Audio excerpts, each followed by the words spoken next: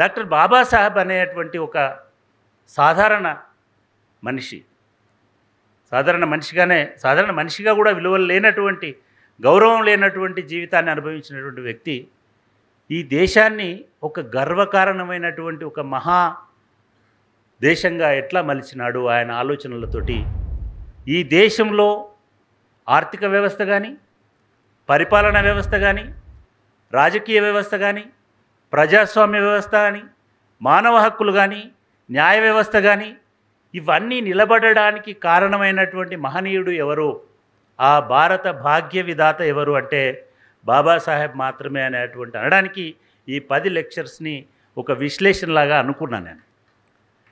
కానీ గత ఏడాది కాలంగా ప్రపంచంలో జరుగుతున్నటువంటి విషయాలని గమనించినప్పుడు, ప్రపంచంలో జరుగుతున్నటువంటి చర్చని చూసినప్పుడు, ప్రపంచంలో టైమ్ లాంటి మ్యాగజైన్, అల్ జజీరా లాంటి మ్యాగజైన్ అండ్ చాలా బీబీసీ లాంటి మ్యాగజైన్, న్యూస్ ఏజెన్సీస్ ఇవాళ చర్చిస్తున్న ఈ ఏడాది కాలంగా ఏమిటి, మనం చదువుకున్న తత్వవేత్తల గురించి, అరిస్టాటిల్ గురించి, సోక్రటీస్ గురించి, లేకపోతే ప్లాటో గురించి, లేదా భారతదేశంలో ఉన్నటువంటి ఏ మనిషి గురించి, ప్రపంచంలో పుట్టి పెరిగిన ఏ మనిషి గురించి కాదు, కేవలం డాక్టర్ బాబాసాహెబ్ అంబేద్కర్ గురించే ఈ 2 సంవత్సరాల నుంచి ప్రపంచవ్యాప్తంగా ఉన్నటువంటి అన్ని న్యూస్ ఏజెన్సీస్ కథనాలు రాస్తున్నాయి. మీరు కావాలనుకుంటే doctor Babasaheb Ambedkar global context, present context అని కొట్టండి, మీకు ఇవన్నీ దర్శనమిస్తాయి. ఎందుకని నన్ను మా మిత్రుడు జ్ఞానేశ్వర్ గారు ఫోన్ చేసి అడిగినప్పుడు నాకు 2-3 అంశాలు ఉండే మైండ్లో. నిజానికి అది కాకుండా నేను ఈ అంశాన్ని ఎందుకు తీసుకున్నానంటే, డాక్టర్ బాబాసాహెబ్ అంబేద్కర్ ఇవాళ విశ్వ విజేతగా నిలిచాడు. నేను చెప్పాను, ఇది గ్లోబల్ కాంటెక్స్ట్లో ఇవాళ జరుగుతున్నటువంటి అంశాల్లో ఇంతటి చరిత్రను సృష్టించిన మనిషి పుట్టలేదు ఈ భూమి మీద. కాబట్టి కేవలం పుట్టడమే కాదు, ప్రపంచాన్ని ఇంతగా ప్రభావితం చేసినటువంటి తాత్వికుడు నాకు తెలిసి ఎవరు లేరు ఇంతగనం ప్రభావితం చేస్తున్నటువంటి వాళ్ళు. నేను ఊరికనే గప్పాలు కొట్టడం కోసం ఈ మాట అన్నట్ల. ఎందుకంటున్నానంటే, అంబేద్కర్ అమెరికా వదిలేసి కరెక్ట్గా 105 సంవత్సరాలు అవుతుంది. అమెరికాలో 3 సంవత్సరాలు చదువుకొని ఆయన అంబేద్కర్ అమెరికా వదిలేసి లండన్ పోయి, అక్కడ కూడా వదిలేసి భారతదేశానికి వచ్చి భారతదేశంలో ఉద్యమాలు స్టార్ట్ చేసి 105 సంవత్సరాలు 106 సంవత్సరాలు అవుతుంది. 1917లో ఆయన అక్కడి నుంచి వచ్చేసినాడు. ఇవాళ మనం 1923లో ఉన్నాం. అంబేద్కర్ అమెరికా వదిలేసిన 100 సంవత్సరాల తర్వాత ఇవాళ అక్కడ 1000 మంది అంబేద్కర్లు తలెత్తుకొని నిలబడి ఉన్నారు. మీకు చాలామందికి ఆ సంగతులు తెలుసు. 1000 మంది అంబేద్కర్లు కాదు, అంబేద్కర్ ప్లకార్డ్స్ పట్టుకొని, అంబేద్కర్ ఫోటోలు పట్టుకొని, అంబేద్కర్ విగ్రహాలు పెట్టుకొని వాళ్ళ అక్కడ అంబేద్కర్ మాకు ఆదర్శమని సగం ప్రపంచం చెప్తుంది, అమెరికా మొత్తం చెప్తోంది. సరే, నేను ఈ లెక్చర్లో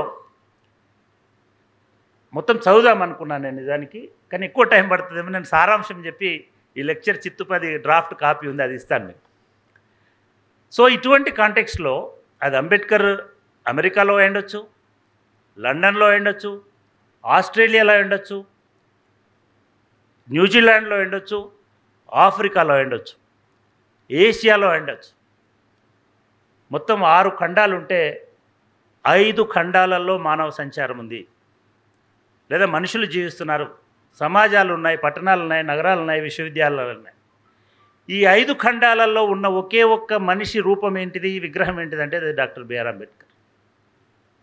ఇంకా అబ్రహం లింకన్ లేదు ఈ 5 ఖండాలలో, లేదా ప్లేటోది లేదు, అరిస్టాటిల్ది లేదు, సరే నెహ్రూది లేదు, లేకపోతే లెనిన్ది లేదు, మార్క్స్ లేదు చాలా చోట్ల. కానీ అంబేద్కర్ది ఉంది. లెనిన్ది మార్క్స్ది ఉన్నా కూడా ఇవాళ అది చర్చలో లేదు. అది వెనక్కి వెళ్ళిపోయి అంబేద్కర్ ముందటికి వస్తున్నాడు. అది ఎట్లా అనేదే ఇవాళ నేను ఈ లెక్చర్లో చెప్పదలుచుకున్నాను. ఈ లెక్చర్లో చెప్పదలుచుకున్నప్పుడు ఏం పేరు పెడతారు దానికని అడిగాడు ఆయన, మా మిత్రుడు. నేను అంబేద్కర్ విశ్వగురు అని అన్నాను. మళ్ళీ నెక్స్ట్ డే ఫోన్ చేసి ఇది సంస్కృతం లాగుంది, హిందుత్వ లాగుంది అంటే నేను చెప్పాను, బుద్ధుడు మొదటి విశ్వగురు. ఇవాళ వేషం వేసుకొని నేనే విశ్వగురునని ఎవడన్నా చెప్పుకుంటే ఎవడు నమ్మడు ప్రపంచంలో. ఎవడైనా గురువు అంటే ఎవడంటే ఎవడైతే ప్రభావితం చేస్తున్నాడో వాడు గురువు అవుతాడు, ఆయన గురువు అవుతాడు.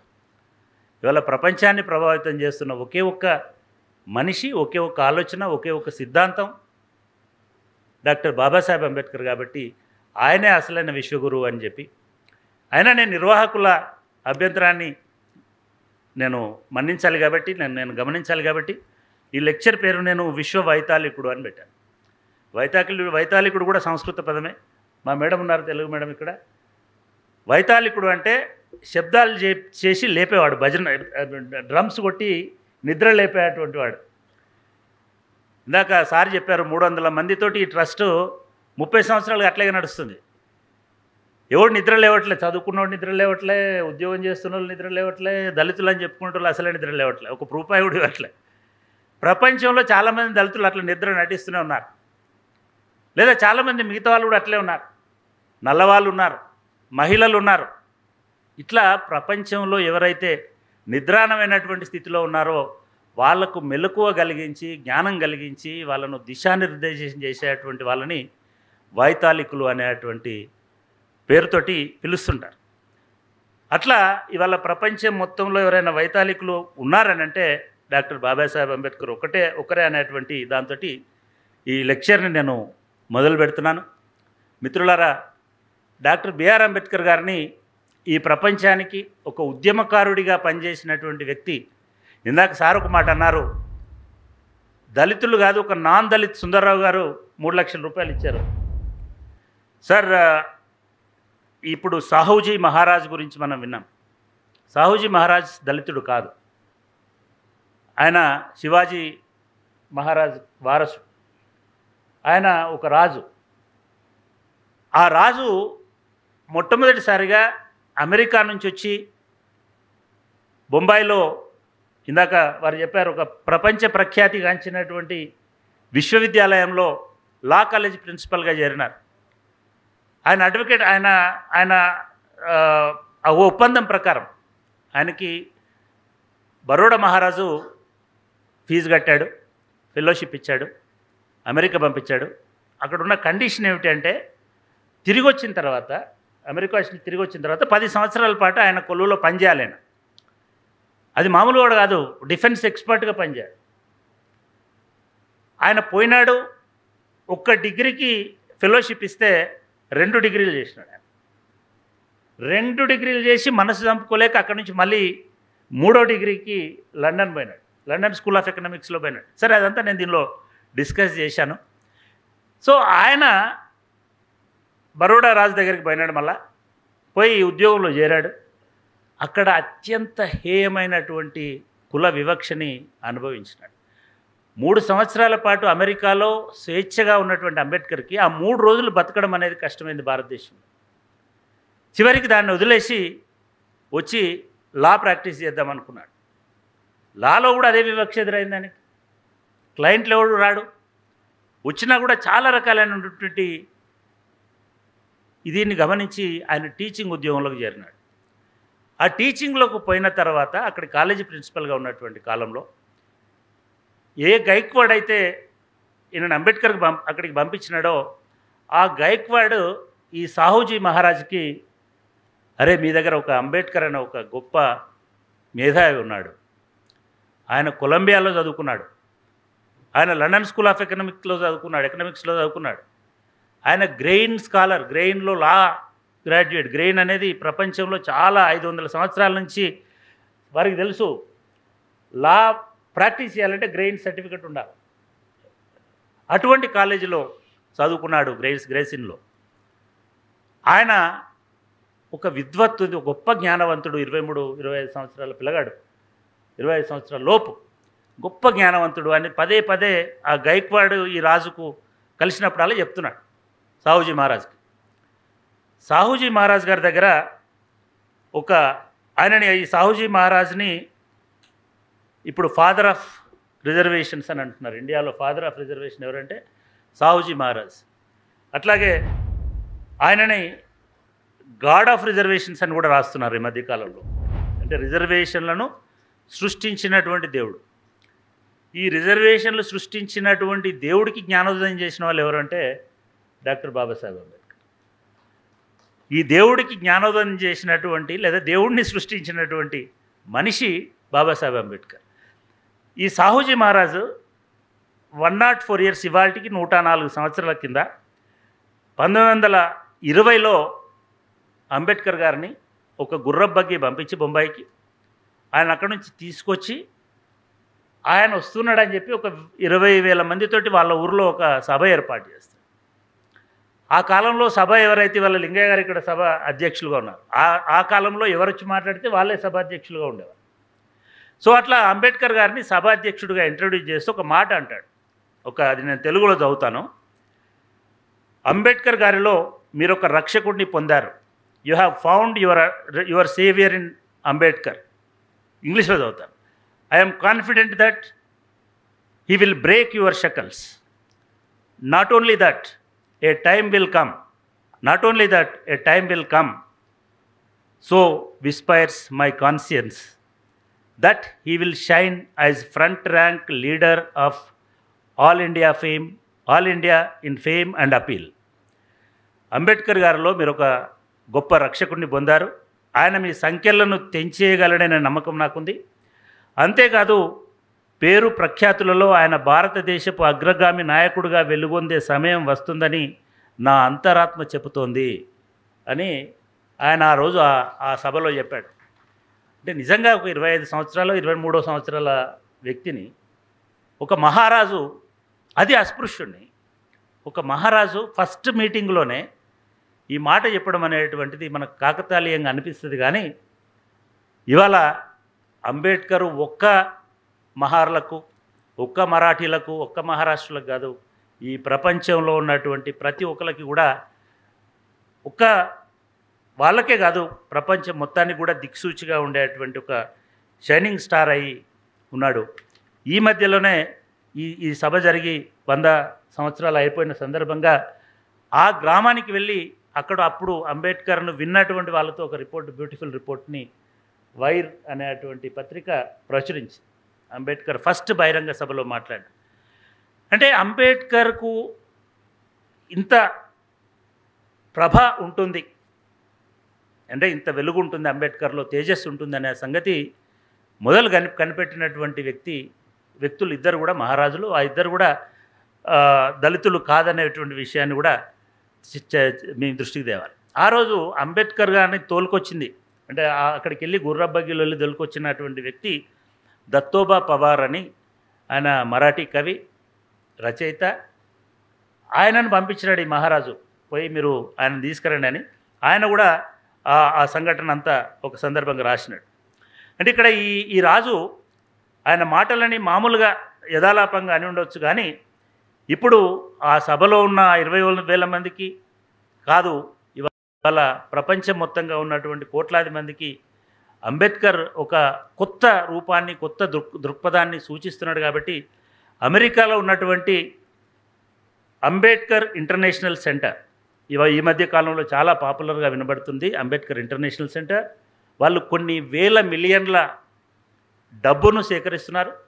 సేకరించి ఒక 13 ఎకరాల స్థలంలో ఒక అంబేద్కర్ జ్ఞానభూమిని మన వాషింగ్టన్ దగ్గర నిర్మిస్తున్నారు. దాంట్లో రీసెంట్గా వాళ్ళు వైట్ హౌస్ దగ్గరలో ఉండే చోట దాంట్లో రీసెంట్గా అమెరికాలోనే ఎత్తైనటువంటి విగ్రహాన్ని, వాళ్ళు అంబేద్కర్ విగ్రహాన్ని ప్రతిష్ఠించారు. ఆ స్థలంలో కేవలం అంబేద్కర్ గారి విగ్రహమే కాకుండా బుద్ధుడి బోధనలకు సంబంధించినటువంటి అంశాలు, అదేవిధంగా అశోకుడికి సంబంధించినటువంటి జ్ఞాపికలు, ఇట్లా ఒక కొత్త జ్ఞానభూమి అని దానికి పేరు పెట్టి అక్కడ ఒక గొప్ప ప్లేస్ని వాళ్ళు కన్స్ట్రక్ట్ చేస్తున్నారు. వాళ్ళు దానిలో సఫలమవుతున్నారు, విజయవంతం అవుతున్నారు.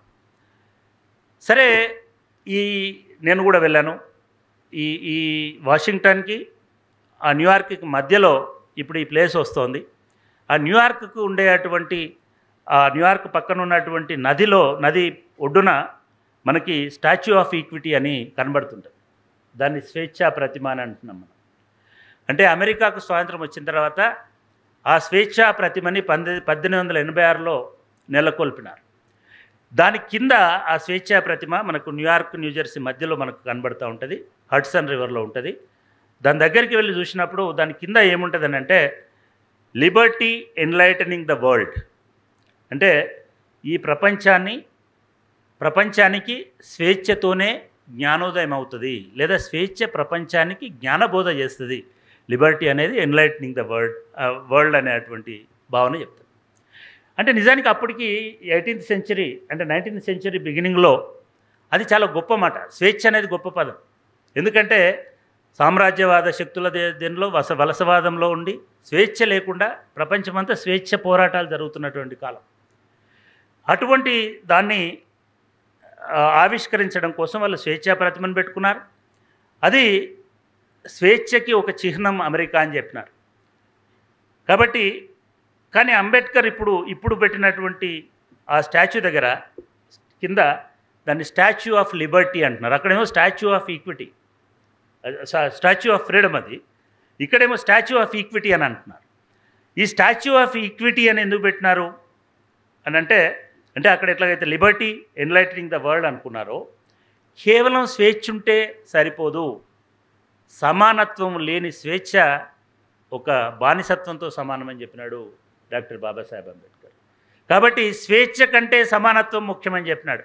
కాబట్టి వాళ్ళ అమెరికాలో స్టాచ్యూ ఆఫ్ ఈక్వాలిటీ అనేటువంటి పేరుతోటి ఒక కొత్త వేదికని ఆ సెంటర్ అక్కడ తయారు చేస్తుంది. దానికి వాళ్ళు ఏం రాసుకున్నారంటే liberty cannot be divorced from equality, equality cannot be divorced from liberty, without equality liberty would produce the supremacy of few over the many. America మొత్తం స్వేచ్ఛనే సర్వ ఉత్కృష్టమైనటువంటి విలువ అని చెప్పిన భూమిలో అంబేద్కర్ ఏం చెప్పినాడంటే స్వేచ్ఛ లేకుండా, సమానత్వం లేని స్వేచ్ఛ ఒక పనికి మాలిన ఆధిపత్యంతో సమానము. ఒక కొందరి మీద మిగతా వాళ్ళు, అది మానవులలో స్త్రీల మీద పురుషుల ఆధిపత్యమైన, మిగతా కులాల ఆధిపత్యమైన, వర్గాల ఆధిపత్యమైన, జాతుల ఆధిపత్యమైన, రంగుల ఆధిపత్యమైన, తెగల ఆధిపత్యమైన, ఆ మనిషికి సమానత్వ భావన లేకుండా నువ్వు ఫ్రీ. భారతదేశంలో మనం చూస్తున్నాం మిత్రులారా, 70 సంవత్సరాలుగా మనం ఫ్రీ ఇండియా అని చెప్తున్నాం, స్వతంత్ర భారతదేశం అని చెప్పుకుంటున్నాం. మర్చిపోతామో అని ప్రతి ఏడాది 2 సార్లు ఒకసారో మనం జాతీయ ఉత్సవాలు చేసుకుంటున్నాం. కానీ సమానత్వం లేదు. సమానత్వం లేనప్పుడు స్వేచ్ఛకు విలువ లేదు అనేటువంటిది అంబేద్కర్ గారు చెప్పినటువంటి ఒక ప్రధానమైనటువంటి సిద్ధాంతాలలో ఒకటి. ఆయన ఇంకోటి ఏం చెప్పారంటే సమానత్వం లేని స్వేచ్ఛ అనేక మంది మీద, అంటే మైనారిటీ మీద, మెజారిటీ ప్రజల మీద, మైనారిటీ అంటే మతం కాదు, తక్కువ సంఖ్యలో ఉండేటువంటి ఆధిపత్య శక్తుల ఆధిపత్యానికి దారితీస్తుంది. ఇది ఎప్పుడు చెప్పాడు ఆయన? 75 సంవత్సరాల కింద భారత రాజ్యాంగాన్ని ఆమోదించుకుంటున్నప్పుడు 1949లో నవంబర్ 25న భారత రాజ్యాంగానికి సమర్పిస్తున్న టైంలో ఈ మాట చెప్పాడు. చెప్పి ఏం చెప్పాడు? ఇది నిజంగా కూడా మనం అందరం గుర్తుపెట్టుకోవాల్సిన అంశం ఏమిటంటే 1950 జనవరి 26 నుంచి, అంటే నూతన రాజ్యాంగం ద్వారా మనం వైరుధ్యాల జీవనంలోకి ప్రవేశిస్తున్నాం.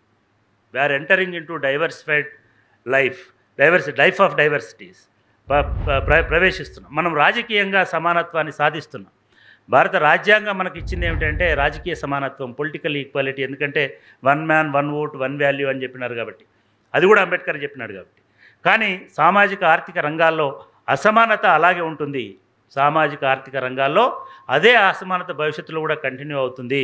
రాజకీయాల్లో ఒక మనిషికి ఒక ఓటుకు ఒక విలువ అనేటువంటి సూత్రాన్ని పాటిస్తాం. కానీ మన సామాజిక ఆర్థిక నిర్మితి మూలంగా ఒక మనిషికి ఒకే విలువ ఇవ్వడానికి నిరాకరిస్తున్నాం. ఎంతకాలం మనం ఇలాంటి వైరుధ్యాల మధ్య బతుకుదాం? ఎంతకాలం సామాజిక ఆర్థిక రంగాల్లో సమానత్వాన్ని నిరాకరిస్తూ గడుపుదాం? సుదీర్ఘకాలం మనం ఇలాగే సమానత్వాన్ని నిరాకరిస్తూ పోతే మనం ప్రజాస్వామ్యాన్ని ప్రమాదంలోకి నెట్టేసిన వాళ్ళం అవుతాము. మనం సాధ్యమైనంత త్వరగా ఈ వైరుధ్యాలను రూపుమాపకపోతే మనం ఎంతో కష్టపడి నిర్మించుకున్న ఈ శాసన వ్యవస్థ అది నిర్మించినటువంటి రాజకీయ ప్రజాస్వామ్య సౌధాన్ని అసమానతలతో కునారిల్లుతున్నటువంటి ప్రజలు ఏదో ఒక రోజు కుప్పగూల్చుతారు అని అంబేద్కర్ ఈ రాజ్యాంగాన్ని పార్లమెంటుకు మొత్తం ఉన్నత సభకి ఇందాక శ్రీధర్ గారు నాతోటి ఈ విషయాన్ని గుర్తు చేశారు ఇందాక. ఆ రోజు last speech of Ambedkar as a drafting committee chairman of Indian constitution ఈ వార్న్ ఇండియన్ గవర్నమెంట్, మీరు పొలిటికల్ అండ్ ఎకనామిక్ ఈక్వాలిటీని కనుక సాధించకపోతే ఏ శక్తులైతే ఈ ఈక్వాలిటీకి బలైపోతుంటారో వాళ్ళు దీన్ని కుప్పగొలుస్తారు, మీరు నిర్మిస్తున్నటువంటి ఈ వ్యవస్థను కుప్పగొలుస్తారు అనేటువంటి మాట హెచ్చరికలాగా ఆ రాజ్యాంగ సభకు చెప్పాడు. దురదృష్టవశాత్తు ఆ రాజ్యాంగ సభ విన్నదో లేదో, లేదా ఈ 75 సంవత్సరాల్లో అయితే దాన్ని ఎవడు కూడా చెవిన పెట్టినటువంటి పరిస్థితి లేదు. కానీ ఇదే మాటల్ని ఇవాళ ప్రపంచవ్యాప్తంగా ఉన్నటువంటి పీడిత వర్గాలకు సంబంధించిన చైతన్యం కలిగిస్తున్నటువంటి అన్ని ఇన్స్టిట్యూషన్స్ వింటున్నాయి. ఈ అన్ని ఇన్స్టిట్యూషన్స్లో మీకు అందరికీ తెలుసు, వాట్సాప్లో రోజు వస్తున్నాయి. అంబేద్కర్ చదువుకున్నది కొలంబియా యూనివర్సిటీ.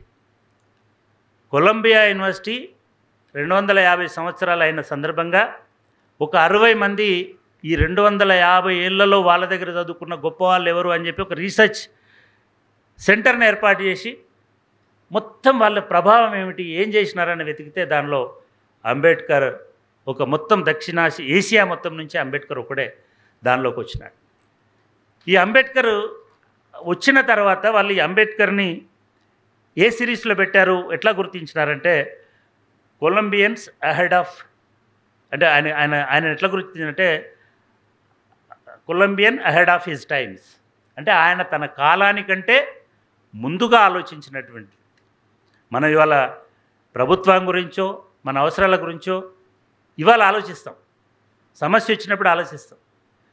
కానీ వాళ్ళు ఏమన్నారంటే అంబేద్కర్ తన గురించి, తన సమస్య, తన కాలం గురించి ఆలోచించలేదు. ఈ కాలం కంటే ముందు చూపుతో ఒక 100 ఏళ్ల ముందు ఏం జరుగుతుందో ఆలోచించినాడు అనే దాంతో ఆయనను Colombian ahead of his times అనేటువంటి దాని కింద, ఆ సిరీస్ కింద ఆయన ఇది చేశారు. చేసి 95లో ఆయన విగ్రహాన్ని పెట్టాడు. పెట్టి దాని కింద చాలా ఇంట్రెస్టింగ్ కామెంట్, మీరు ఎక్కడ భారతదేశంలో ఉన్నటువంటి మీ అందరూ కూడా చాలామంది యువకులు కనబడతా ఉన్నారు, మీరు వెళ్ళి చూడండి ఈ దేశంలో విగ్రహాల కింద అంబేద్కర్కి ఏం పేరు రాస్తారు. ఈ దేశంలో అంబేద్కర్ విగ్రహాలని ఏ కూడలిలో పెడతారు. అంబేద్కర్ చూపుడు వెళ్ళి ఎటు చూపిస్తుంటుంది. అంబేద్కర్ విగ్రహాలని సినిమాలలో ఏ సందర్భంగా చూపిస్తారు, దాని కింద ఏం రాస్తారు. మీరు చూడండి, ఒక 10 విగ్రహాలు తిరిగి చూడండి. హైదరాబాద్లో ఉన్నటువంటి పాత విగ్రహం నుంచి ఒక దళిత్ లీడర్ అని చెప్తారు, హరిజన నాయకుడు అని చెప్తారు, లేదా పీడిత ప్రజల ఇదే అని చెప్తారు.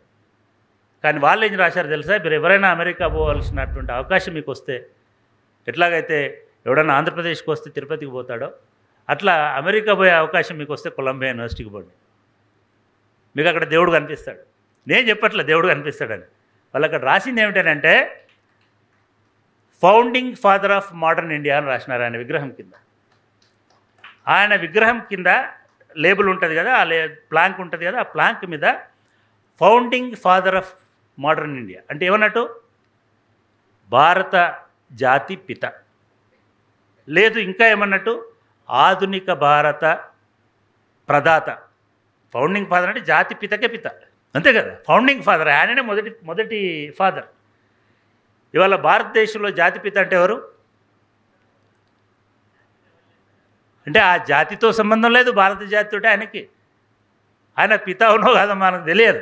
కానీ కొలంబియా లాంటి 300 సంవత్సరాల కింద ఏర్పడ్డ యూనివర్సిటీ, అంబేద్కర్ను ఒక గొప్ప విద్యార్థిగా గౌరవించినటువంటి యూనివర్సిటీ, ఈయన ఊరికనే రాయలేదు. ఎందుకు ఫౌండింగ్ ఫాదరో ఇప్పుడు ఆ యూనివర్సిటీ రీసెర్చ్లు చేస్తుంది. అక్కడ ఒక స్పెషల్ సెల్ పెట్టింది, స్పెషల్ సెంటర్ పెట్టింది.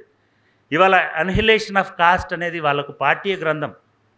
మన భారతదేశంలో ఏ యూనివర్సిటీ కూడా నాకు తెలిసి ఇప్పటి వరకు అన్హిలేషన్ ఆఫ్ కాస్ట్ని ఒక పాఠ్య గ్రంథంలాగా పెట్టలేదు. ఆయన చేస్తున్నటువంటి పరిశోధనలకు ఒక సపరేట్ దీన్ని చేసి ఫెలోషిప్లు ఇచ్చి అక్కడ దాని మీద పరిశోధనలు ఎంకరేజ్ చేస్తుంది. ఇది ఒకటి ఎక్కువసేపు మాట్లాడకుండా చదువుకుంటూ పోతే తొందరగా వద్దాం అనుకుంటున్నా. కొలంబియా యూనివర్సిటీ అక్కడితో రాగలేదు. అంబేద్కర్ జీవితం, రచనలు, సిద్ధాంతాలు ఇప్పుడు ఆ విశ్వవిద్యాలయం పాఠ్యపుస్తకాల్లో భాగమైపోయాయి. అంతేకాకుండా అక్కడి పరిశోధనలో ప్రధాన అంశంగా మారిపోయారు అంబేద్కర్. ఒక విద్యార్థి తాను పాఠాలు చదివి నేర్చుకున్న విశ్వవిద్యాలయంలో ఒక ప్రధాన పాఠ్యాంశంగా పరిశోధనాంశంగా మారడం అసలు అరుదైనటువంటి విషయం. అంబేద్కర్ కొలంబియా విశ్వవిద్యాలయం నుంచి ఎంఏ, చాలామంది కొత్త ఉన్నారు కాబట్టి చెప్తున్నా, ఎంఏ 1915లో చదువుకున్నాడు. పిహెచ్డి 1960లోనే కంప్లీట్ చేసుకున్నాడు. థీసిస్ సబ్మిట్ చేసినాడు, తర్వాత అవార్డు అయింది. అదేవిధంగా ఒక్క అంబేద్కర్ ఆ యూనివర్సిటీలోనే కాదు, ఇప్పుడు బ్రాండిస్ అనే యూనివర్సిటీలో అంబేద్కర్, బోస్టన్లో ఉంటుంది, అంబేద్కర్ పీఠం ఉంది, అక్కడ అంబేద్కర్ విగ్రహం ఉంది. కాలిఫోర్నియాలో డేవిస్ అనే సిటీలో ఉంది, ఇలినాయిస్లో షికాగో అనే సిటీలో ఉంది. ఇట్లా అంబేద్కర్ విగ్రహాలు ఇవాళ వాషింగ్టన్ విగ్రహాల కంటే, ఆ దేశాన్ని విముక్తి చేసినటువంటి వ్యక్తి విగ్రహాల కంటే అంబేద్కర్ విగ్రహాలు వస్తున్నాయి. ఎందుకో నేను తర్వాత చెప్తాను. అలాగే అంబేద్కర్ అక్కడి నుంచి లండన్ పోయినాడు. లండన్లో 1921లో ఎంఎస్సి అని అంటారు ఆర్థిక శాస్త్రంలో, హయ్యెస్ట్ డిగ్రీ అప్పటికి. ఆ హయ్యెస్ట్ డిగ్రీ చేసినటువంటి మొదటి ఏషియన్ డాక్టర్ బిఆర్ అంబేద్కర్. మీరు అది కూడా గమనించండి. అట్లాగే అమెరికాలో హయ్యెస్ట్ డిగ్రీ చేసిన మొదటి భారతీయుడు కూడా డాక్టర్ బిఆర్ అంబేద్కర్. సో అట్లా లండన్ స్కూల్ ఆఫ్ ఎకనామిక్స్లో ఆయన చదువుకున్నాడు. లండన్ స్కూల్ ఆఫ్ ఎకనామిక్స్ మన దగ్గర యూనివర్సిటీలకు పేర్లు పెట్టడానికంటే చాలా ముందు అక్కడ ఒక ప్రత్యేక పీఠాన్ని పెట్టి ఆయన విగ్రహాన్ని 1994లోనే ఆవిష్కరించింది. సరే, ఇవన్నీ మీకు దొరుకుతాయి. దాని కింద ఏం రాశారు, నా ఉద్దేశం ఎందుకు చెప్తున్నానంటే, దాని కింద దళిత్ లీడర్ ఇట్లాంటి చెత్త రాయలేదు అక్కడ. ఐఎమ్ సారీ, ఆయనను కుదించడం కోసం భారతదేశంలో ఆయన జాతిపిత అంటే మిగతాలో సగం మంది అగ్రవర్ణాలు ఆత్మహత్య చేసుకుంటారు. సో ఇవన్నీ గమనించి, కానీ అక్కడ లండన్ స్కూల్ ఆఫ్ ఎకనామిక్స్లో ఆయన స్టాచ్యూ కింద, ఇప్పుడు నేను ఉట్టే చెప్పక్కర్లో, మీరు గూగుల్ చేస్తే కూడా ఆయన కింద ఏం రాసినారో కూడా కనబడుతుంది. దానిలో Indian crusader of social justice, Indian crusader of social justice అంటే సామాజిక న్యాయానికి భారతీయ పోరాట యోధుడు అని రాసుకుని, మనం అంబేద్కర్ని ఎప్పుడన్నా దళితుడు అన్నంత అవలీలగా యోధుడు అనగలుగుతామా? కానీ లండన్ స్కూల్ ఆఫ్ ఎకనామిక్స్ ఆయన యోధుడు అని చెప్పింది. ఎందుకు యోధుడు అంటే ఆయన జీవితాంతం సామాజిక న్యాయం కోసం పోరాడినాడు. నేను ఇందాక చెప్తున్నా గ్రేస్ ఇన్ అనేటువంటి కాలేజ్, ఆయన లండన్ స్కూల్ ఆఫ్ ఎకనామిక్స్లో, ఎందుకంటే ఆయనకు టెన్షన్ ఏమైందంటే, ఆయన 3 ఏళ్లలో ఈ భూమి చుట్టి రమ్మన్నాడు. ఆయనకు డబ్బులు ఇచ్చిన ఆయన, మీరు జ్ఞానం అంతా సంపాదించుకొని 3 ఇయర్స్లో మళ్ళీ వెనక్కి వచ్చి నా కొలువులో పనిచేయాలి. ఆయన ఫటాఫట్ ఎంఏ చేసినాడు, పిహెచ్డి చేసేసినాడు. ఆయనకు మైండ్లో ఏముందంటే లండన్ స్కూల్ ఆఫ్ ఎకనామిక్స్ పోవాలి. అక్కడికి వచ్చినాడు, అక్కడ ఎంఎస్సి చేసినాడు.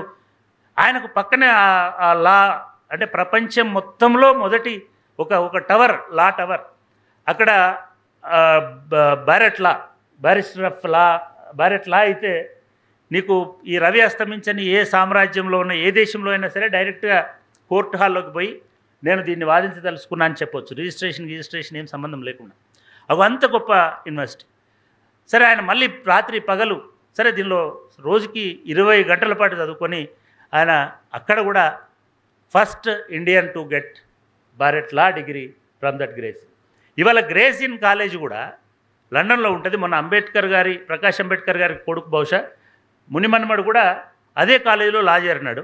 మొన్ననే 2023లో జూన్లో ఎప్పుడో ఆర్టికల్ వచ్చింది.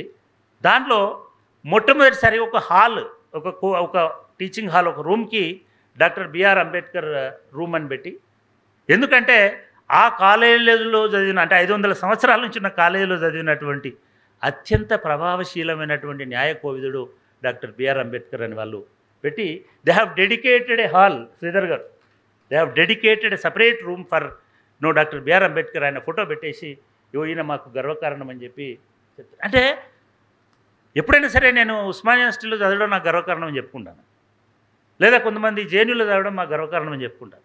కానీ యూనివర్సిటీ చెప్పుకోవడం ఏంది, ఆ పిల్లగాడు మా స్కూల్లో చదవడం గర్వకారణం, అది కదా. అంటే అట్లా ఎవరి గురించి చెప్పుకుంటారు అంటే ఆయన ప్రభావం ఎప్పుడు మరి ఇది చెప్తుంది? ఆయన చదివి వచ్చిన 100 సంవత్సరాలే, ఆ 2 ఏళ్ళు అరే మా దగ్గర పనిచేసినాడు, మా దగ్గర చదువుకున్నాడు అని 2 రోజులు చెప్పుకుంటారు, లేదా మహా అయితే రిటైర్మెంట్ రోజు చెప్పుకుంటారు. ఆయన అక్కడ ఒక ఎగ్జామ్ రాసి అక్కడ బ్యారెట్ లా చేసినందుకు ఇవాళ 100 ఏళ్ళ తర్వాత మళ్ళీ ఒక రూమ్ తెరిచి ఈయన మాకు ఒక గొప్ప ఆదర్శవంతమైనటువంటి విద్యార్థి అని చెప్పడం అనేటువంటిది, అది ఒక 500 సంవత్సరాల చరిత్ర ఉన్నటువంటి ఒక విశ్వవిద్యాలయం, అది డాక్టర్ బిఆర్ అంబేద్కర్. సరే, ఇట్లా చూస్తే మీకు ప్రపంచంలో ఇవన్నీ చదవట్లేదు, ప్రపంచంలో కనీసము అంబేద్కర్ సంబంధించినటువంటి జ్ఞాపకము, విగ్రహము ఇవి లేనటువంటిది ఎక్కడ లేదు. సరే, ఈ అనివార్యతలో ప్రపంచమంతా చేస్తున్నట్టుగానే వాళ్ళ అంబేద్కర్ విగ్రహాలు తెలంగాణలో కావచ్చు, ఆంధ్రలో కావచ్చు, ఒక ఇది కాదు. ఇక మీరు నమ్మండి, ఒక 20 ఏళ్ళు ఉంటామో మేము లేమో, కానీ ఒక 20 ఏళ్ళ తర్వాత చూస్తే మీకు ఈ ప్రపంచంలో ఒకే ఒక్క సూర్యుడు ఒకే ఒక్కటి ఎట్లాగైతే ఏ భూమి నుంచి ఎక్కడి నుంచి చూసినా ఒకరే కనబడతారో అట్లాగే మొత్తం ప్రపంచమంతా ఒకే ఒక్క వ్యక్తి కనబడతాడు, అది డాక్టర్ బిఆర్ అంబేద్కర్. సరే, ఎందుకు అనేటువంటిది చెప్తాను. సరే, దీనిలో ఒక చాప్టర్ నేను స్కిప్ చేద్దాం అనుకున్న, ఎదురుగా టైం ఉంది కాబట్టి. నిజానికి అమెరికా అనేటువంటిది ఎందుకు పోయినాడు అంబేద్కర్? ఆయన డిగ్రీ అయిపోయిన తర్వాత ఏదో ఒక ఉద్యోగంలో చేరాలి కాబట్టి, ఎందుకంటే వాళ్ళ ఫాదర్ అప్పుడే సిక్ అయినాడు. సరే, ఏదో ఒక ఉద్యోగంలో చేరాలంటే ఎవరో బరోడా మహారాజు దగ్గరికి తీసుకుపోయి ఆయన పని చేస్తాడు అని చెప్పారు. సరే, ఆయన ఏదో ఉద్యోగం ఇద్దామనుకున్నాడు, కానీ ఈయనకున్న ఇది చూసిన తర్వాత ఆయన అప్పటికే ఫెలోషిప్స్ ఉన్నాయి, ఆ ఫెలోషిప్ అప్లై చేసుకున్నాడు. ఈయనకు ఫెలోషిప్ వచ్చింది, అమెరికా పోయినాడు. ఈ అమెరికా పోయిన తర్వాత ఇదంతా చదవట్లేదు. ఈ అమెరికా పోయిన తర్వాత ఈ అమెరికా పోయింది ఎందుకు అని అన్నప్పుడు దానిలో ఇవాళ అమెరికాలో ఈయన చదువుకున్నటువంటి యూనివర్సిటీలో, కొలంబియా యూనివర్సిటీలో ఒక సపరేట్ డిపార్ట్మెంట్ ఉంది. అది ఏంటంటే department of middle eastern, south Asian and African studies అనే ఒక department. Middle east, south Asia, Africa. దాంట్లో ఫ్రాన్సిస్ ప్రిచెట్ అనే ఒక ప్రొఫెసర్ ఉంది. ఆమె ఇప్పటికీ ఉంది. ఆమె చాలా డెడికేటెడ్ రీసెర్చర్ ఆన్ అంబేద్కర్. ఆమె ఏం రాసినాడంటే, ఏమన్నదనంటే, ఈ ఈ ఈ ఈ ప్రొఫెసరు అంబేద్కర్ ఇండియా నుంచి, అంటే ఒక దరిద్రపు కొట్టు పరిస్థితుల నుంచి, పేదరికం నుంచి, ఆకలి నుంచి, అన్నిటికంటే మించి అస్పృశ్యత నుంచి ఎస్కేప్ అయినాడు అమెరికా రావడం వల్ల. ఆమె ఇంటర్ప్రిటేషన్లో దాన్ని ద గ్రేట్ ఎస్కేప్ అని వర్ణించింది. అంటే తప్పించుకొని పారిపోయి వచ్చినాడు. ఒకవేళ అక్కడే ఉంటే దానికి బలైపోయాడు. ఎప్పుడు గ్రేట్ ఎస్కేప్ అవుతాం మనం? నిజంగానే అంబేద్కర్ కనుక అమెరికా పోకపోతే ఇవాళ ఇంత జ్ఞానము, ఇంత ఇది ఉండకపోయేది. ఈ గ్రేట్ ఎస్కేప్ ఎందుకు అయింది అనేది ఆమె మొత్తం ఆ వెబ్సైట్ ఉంటుంది. ఆ వెబ్సైట్లో ఆమె అంతా డీటెయిల్డ్గా రాసింది. సరే, ఇవన్నీ చదవకుండా 3 అంశాలు అంబేద్కర్ని ప్రభావితం చేసినాయి. ఒకటి, దానిలో అడ్మిషన్ వచ్చింది. అడ్మిషన్ వచ్చిన తర్వాత ఒక 8 విభాగాల్లో ప్రపంచ జ్ఞానాన్ని అంతా అవపోసన పెట్టినాడు. దానిలో సోషియాలజీ ఉంది, ఆంథ్రపాలజీ ఉంది, మోరల్స్, ఎథిక్స్ ఉన్నాయి, హిస్టరీ ఉంది. ఇట్లా అనేక సబ్జెక్టులని చదువుతూనే పోయినాడు. జనరల్గా ఇప్పుడు మన పిల్లలు కూడా చాలామంది అమెరికాలో ఉంటున్నారు. మన పిల్లలు అమెరికాను ఎంజాయ్ చేస్తుంటారు, అమెరికాను ఆస్వాదిస్తుంటారు. ఇది పోయినామంటారు. అంబేద్కర్ తింటే నిద్ర వస్తుందనో డబ్బులు ఖర్చు అవుతాయని తినకుండా కష్టపడి 20 గంటలు చదువుతూనే కూర్చున్నాడు. ఇప్పుడు ఎట్లాగైతే ఇప్పుడు వీళ్ళ శ్రీధర్ గారి కాలేజీలో ఎన్ని కోర్సులైనా తీసుకోవచ్చు కొత్త వచ్చిన ఎడ్యుకేషన్ సిస్టంలో. అప్పుడు అమెరికన్ ఎడ్యుకేషన్ సిస్టంలో కూడా మీరు 5 కోర్సులు తీసుకుంటే డిగ్రీ ఇస్తారు, కానీ 23 కోర్సులు కంప్లీట్ చేసేసినాడు. సో 1 ఇయర్లోనే మొత్తం కంప్లీట్ చేసి పిహెచ్డి కూడా నెక్స్ట్ ఇయర్కి కంప్లీట్ చేసుకున్నాడు. ఇట్లా చేసుకున్న దాని తర్వాత ఈ 3 ఏళ్లలో అమెరికాలో ఒకటి జ్ఞానం వచ్చింది, చదువుకున్నాడు. 2 అమెరికా అనేదే ఒక పెద్ద జ్ఞానం. ఎందుకంటే అప్పటికీ జాతి విముక్తి పోరాటం నడిచింది, స్వాతంత్ర పోరాటం నడిచింది, స్వేచ్ఛ వచ్చింది, మానవ హక్కుల ఉద్యమం నడుస్తుంది, జాతి వివక్ష వ్యతిరేక రేషియల్ మూమెంట్స్ కూడా నడుస్తున్నాయి. ఆ స్టాల్వర్డ్స్ అందరిన దీనిలో కనబడుతున్నారు. ఆయన ఏ వాడలో కిరాయికున్నాడో ఆ వాడ కూడా పోయించినాం మేము. అమెరికా కొలంబియా వెనుక ఉండేటువంటి ఆ ప్రాంతం అంతా కూడా బ్లాక్స్ ఏరియా. ఆ ఉద్యమకారులందరినీ చూసినాడు, వాళ్ళ పాఠాలు విన్నాడు. ఓహో, ఇట్లా పోరాడితే తప్ప, మనం కూడా అటువంటి పోరాటాలు నిర్మిస్తే తప్ప మనకు విముక్తి అనేటువంటిది ఉండదు, ఈక్వాలిటీ అనేటువంటిది రాదు అనేటువంటి భావన. ఒకటి చదువు, రెండవది అమెరికా ఇచ్చినటువంటి జ్ఞాపకాలు, ముఖ్యంగా ఆయనను ఎంకరేజ్ చేసినటువంటి ప్రొఫెసర్స్. ఎప్పుడైనా ఏ టీచర్ అయినా, నేను 32-34 ఏళ్ళ నుంచి నేను ప్రొఫెసర్గా ఉన్నాను, ఎవరైనా చదువుకునే విద్యార్థి లేకపోతే ఎవరైనా నిజంగానే జ్ఞానవంతుడు ఉంటే వాడికి మొక్కాలనిపిస్తుంది. అంబేద్కర్ని అట్లాంటి ఒక జ్ఞాన తపస్విలాగా చూసినటువంటి ఒక 5-6 ప్రొఫెసర్లు ఆయన గురించి తర్వాత రాసినారు. దానిలో ఒక ప్రపంచ ఆర్థిక సంస్థ నిర్మించిన ఆయన అయినాడు. తర్వాత ఆ ప్రొఫెసర్లే చాలా గొప్పవాళ్ళు. నిజానికి ఆ గొప్పవాళ్ళు ఈయనని చాలా గొప్పవాడని రాసినారు, అంబేద్కర్ని చాలా గొప్పవాడని రాసినటువంటి పరిస్థితి. దాంట్లో జాన్ దివే అనేట ఆయన మీ అందరికీ తెలిసిన అసలు విద్యను ఒక విముక్తి చేసి దాన్ని ఒక కార్య ఒక ఒక ప్రజలందరికీ ఎట్లా తీసుకుపోవాలని థియరైజ్ చేసినటువంటి ఒక గొప్ప ఎడ్యుకేషనిస్ట్, ఆర్థికవేత్త ఆయన. అదేవిధంగా జేమ్స్ సాట్వెల్ అనేట ఆయన, ఎడ్విన్ సీమన్ అనేట ఆయన, ఈయనైతే అమెరికా నుంచి ఈయన లండన్ పోయేటప్పుడు ఒక పెద్ద లెటర్ రాస్తాడు అంబేద్కర్ గురించి. ఆ లెటర్ తీసుకున్న ఇదిన ఆ లెటర్ చదివి అంబేద్కర్ గారిని ఇంటర్వ్యూ చేసి ఒక కాలేజీలో ఈయనకి సీట్ ఇవ్వడానికి, ఈయన ఆల్రెడీ మొత్తం యూనివర్సిటీలో ఉన్నదంతా ఆల్రెడీ చదివేసి వచ్చాడు మా దగ్గరికి అని రాస్తాడు మళ్ళీ రిటర్న్ రిప్లై రాసినప్పుడు. సో ఇట్లా ఆ ప్రపంచం మొత్తాన్ని అవపోసన పడటం వల్ల అది వచ్చింది. దాంతోపాటు ఆ ప్రొఫెసర్ల ప్రభావం, ఇవన్నీ కూడా అంబేద్కర్ని ఒక నూతన మానవుడిగా తయారు చేసి భారతదేశానికి పంపించినారు. భారతదేశానికి వచ్చిన తర్వాత మీరు అంబేద్కర్ తర్వాత 1920 నుంచి 1950 దాకా అంబేద్కర్ ఏం చేసినాడో చూడండి. అంబేద్కర్ ఒక 2-3 అంచెల విధానాన్ని తీసుకున్నాడు. మొదటిది అయితే ఈ బ్లాక్ మూమెంట్ ప్రభావంతో ఎట్లాగైతే వాళ్ళ ఉద్యమము ఈయనను ప్రభావితం చేసిందో అదే పద్ధతిలో రాగానే ఆయన నీళ్ళ కోసం పోరాటం చేసినాడు, మహత్ చెరువు సత్యాగ్రహం చేసినాడు, లేదా ఇంకొకటి చేసినాడు, టెంపుల్ ఎంట్రీకి పోయినాడు, కలరాం టెంపుల్కి పోయినాడు. అంటే ఏవైతే నిన్ను రిస్ట్రిక్ట్ చేస్తున్నాయో వాటన్నిటిని డిస్ట్రాయ్ చేయమనేటువంటిది బ్లాక్ మూమెంట్ చెప్పినటువంటి పాఠం. ఇది ప్రభావం విపరీతంగా ఉండే. ఆయననే ఒక ఉద్యమకారుడు అయినాడు. మీరు ఆశ్చర్యపోతారు. మీరు అంబేద్కర్ ఉద్యమకారులో ఆ నీళ్ళ చెరువులో దిగినప్పటి ఫోటో చూడండి. ఇట్లానే కోటేసుకొని, కబాలీలో ఒక డైలాగ్ ఉంటుంది, ఆమె చెప్తుంది, నువ్వు నిద్రపోయేటప్పుడు కూడా సూట్ వేసుకొని పడుకో అని చెప్తుంది. అంటే అంబేద్కర్ చెప్పినటువంటి సూత్రం అది. నేను జనరల్గా వేసుకోను, ఇవాళ అంబేద్కర్ లెక్చర్ కాబట్టి ఖచ్చితంగా వేసుకుంటాను. అంటే అటువంటి ఈవెన్ ఆ ఉద్యమంలో కూడా ఆయన అంతే నిటారుగా, అంతే గంభీరంగా, అంతే ఇది బ్లాక్ మూమెంట్ తీసుకొచ్చినటువంటి ఒక చైతన్యం. అంబేద్కర్ విపరీతంగా ప్రభావితమై అక్కడ నేర్చుకొని వచ్చి ఇక్కడ ఒక 10 సంవత్సరాల పాటు ప్రత్యక్ష కార్యాచరణలో దిగి యుద్ధం చేసినాడు. రెండవది ఆయన్ని ప్రభావితం చేసింది American democracy. George Washington, Abraham Lincoln వీళ్ళు ఎంచుకున్నటువంటి మార్గం ఏమిటంటే ఈ దేశం అనేటువంటిది ఆధిపత్యంతో అసమానతలో నడవకూడదు, రాజ్యాంగంతో నడవాలి, చట్టంతో నడవాలి. అట్లా అమెరికా విజయం సాధించింది కాబట్టి అదే ప్రజాస్వామ్యాన్ని భారతదేశంలో ఇంప్లిమెంట్ చేయాలని అనుకున్నాడు. అందుకే ఏమంటాడు అంబేద్కర్, ప్రజాస్వామ్యం ద్వారా రక్తరహిత విప్లవాన్ని సాధించు, నెత్తురు చుక్క ఇది కాకుండా మనం ఒక గొప్ప విప్లవాన్ని సృష్టించవచ్చు అనేటువంటి మాట చెప్తాడు. చెప్పి ఇదంతా అమెరికాలో నేర్చుకుని వచ్చి ఆయన తెలుసుకుని వచ్చి ఇక్కడ ఆయన ఈ విషయాలన్నింటినీ చెప్పాడు. కానీ మిత్రులారా, ఇవాళ అమెరికా విషాదంలో ఉంది. ఎందుకు విషాదంలో ఉంది అంటే అమెరికాలో ఒకప్పుడు జార్జ్ వాషింగ్టన్ ఫోటోలు పట్టుకొని ధర్నాలు చేసేవారు. కొంతకాలానికి 70s, 80s లేదా బ్లాక్ మూమెంట్ తర్వాత లేదా మిగతా చోట్ల అబ్రహం లింకన్ విగ్రహాలు పట్టుకొని ఫోటోలు పట్టుకొని, ప్లకార్డ్స్ పట్టుకొని ధర్నాలు చేసేవాళ్ళు. లేదా మార్టిన్ లూథర్ కింగ్ ఫోటోను పట్టుకొని ధర్నాలు చేసేవారు.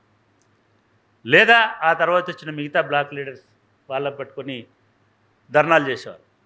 మీరు ఒక్కసారి ఇంటర్నెట్లోకి వెళ్ళి బీబీసీలో కానీ, సిఎన్ఎన్లో కానీ, లేదా మిగతా విదేశీ మాధ్యమాల్లో చూడండి, ఒక పక్క చంటి పిల్లల్ని పట్టుకొని ఇంకో చేత్తోటి బాబాసాహెబ్ అంబేద్కర్ ఫోటోలు పట్టుకొని ఇవాళ అమెరికాలో ఉన్న వీధి వాడలో హక్కుల కోసం ఆలోచిస్తున్నటువంటి వాళ్ళు ధర్నాలు చేస్తున్నారు. అసలు ఎందుకు వీళ్ళు ఈ ధర్నాలు చేస్తున్నారు అనంటే, అంబేద్కర్ ఎందుకు నేను ఈ పేరు పెట్టాను, అంబేద్కర్ ఎందుకు ఒక తాత్వికుడు లేదా ఒక ప్రదాత లేదా ఒక అసలు ఇక ఒక విశ్వగురు అని ఎందుకని అంటున్నాము, ఒక తత్వవేత్తని ఎందుకన్నాము అని అంటే, తత్వవేత్త అయినా లేకపోతే ఇంకోళ్ళైనా భవిష్యత్తును ఊహిస్తారు, భవిష్యత్తులో ఏమవుతారో చెప్తారు. మీరు ఆశ్చర్యపోయేటువంటి ఒక కొటేషన్ చెప్తాను అంబేద్కర్ది. అంబేద్కర్ కొలంబియాలో చదువుకుంటున్నప్పుడు 1915లో ఆయన 1916లో ఒక చిన్న సెమినార్లో ఒక పేపర్ ప్రజెంట్ చేస్తారు. ఆ పేపర్ పేరు ఏమిటంటే కాస్ట్స్ ఇన్ ఇండియా, భారతదేశంలో కులాలు, their mechanism, genesis and development. అంటే దాని యంత్రాంగం, దాని పుట్టుక, దాని ప్రభావం, దాని విస్తృతి. ఈ పేరుతోటి ఒక పేపర్ ప్రొజెక్ట్ చేస్తాడు ఆయన ప్రొఫెసర్ పెట్టిన దీనిలోనే. ఇది మీరు అందరి దగ్గర, మా జ్ఞానేశ్వర్ గారు మీ అందరి దగ్గర బహుశా అందరికీ స్పీచెస్, అంబేద్కర్ రైటింగ్స్ దీనిలో ఫస్ట్ పార్ట్లోనే మొదటి భాగంలో ఇది ఉంటుంది. ఈ టెక్స్ట్ మొత్తం 18 పేజీల చిన్న ఆర్టికల్. అది ఆర్టికల్లో ఆయన ఏమంటాడంటే, యాజ్ లాంగ్ యాజ్, తెలుగులో చదువుతాం, కులం మౌలికంగా మనుషులను విడదీయడం, వెలివేయడం అనే సూత్రాల మీద నిర్మించబడి ఉంటుంది. దాని నిర్మాణం ఎట్లుంటుందంటే, కులము ఎట్లా వెలివేయాలి, ఎట్లా విడదీయాలి, ఈ 2 ప్రిన్సిపల్స్ మీద కులం అనేది ఆధారపడి ఉంటుంది. ఇండియాలో ఉన్నంత వరకు వారి కులాల వెలుపల ఎటువంటి సంబంధం, హిందువులు వారి కులాల వెలుపల ఇండియాలో ఉన్నంత వరకు ఇతర కులాలతో ఎటువంటి సామాజిక సంబంధాలు పెట్టుకోరు. ముఖ్యంగా వివాహాలు, ఇతర సామాజిక సంబంధాలు అసలే ఉండవు. ఒకవేళ అదే హిందువులు ఒకవేళ విదేశాలకు వెళ్ళడం కనుక మొదలైతే, ఇది ఎప్పుడు చెప్పినాడు ఆయన, 1916లో, అంటే ఇప్పటికీ 100 సంవత్సరాలు దాటి ఇంకెన్నో సంవత్సరాలు అయింది. ఆ టైంలో అప్పటికి అమెరికాలో ఉన్న హిందువులు, అమెరికాలో ఉన్న భారతీయులు వేళ్ళ మీద లెక్క పెట్టేంతమంది ఉన్నారు.